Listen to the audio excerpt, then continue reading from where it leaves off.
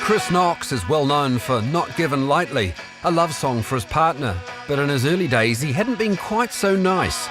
Two events led him to becoming one of New Zealand music's most spectacular frontmen. One, seeing the Sex Pistols perform Anarchy in the UK on television, and two, seeing Split Enz in concert. Seeing Phil Judd stalking the front of the stage back then in, 73 or whatever, was terrifying. And I wanted to have that sort of effect. In 1977, Chris Knox formed The Enemy, a frightening punk band.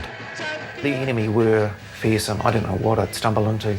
It was quite scary. I mean, it was loud and powerful, but Chris Knox's presence, I was ready to bolt for the door if he came down to the audience. I can remember The Enemy played at our high school dance, and I can remember thinking, that Chris Knox is one of the most terrifying people I'd ever seen, and when he was playing. They actually got pulled off after 2 songs by the high school principal. But Dunedin wasn't big enough for The Enemy, and in 1978 they made the trip north to Auckland. It was really weird once we did get to Auckland because there was a punk scene, whereas in Dunedin it was just people who went to punk gigs. They still dressed in their big wide denims and their long hair and their beards and shit, whereas in Auckland you had to look like a punk as well, so that was pretty weird. It was like going to a different country. Really don't believe I'm gonna die! At their first gig in Auckland, The Enemy's audience were hardcore punks who were suspicious of this southern band, dressed like hippies.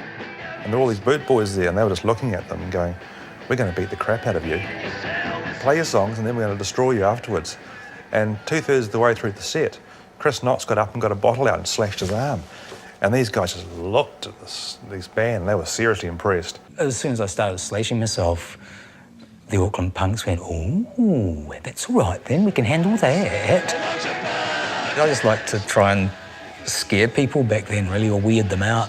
The slicing myself up was part of that. I wanted people to go home going, what the hell have we just seen? Jesus.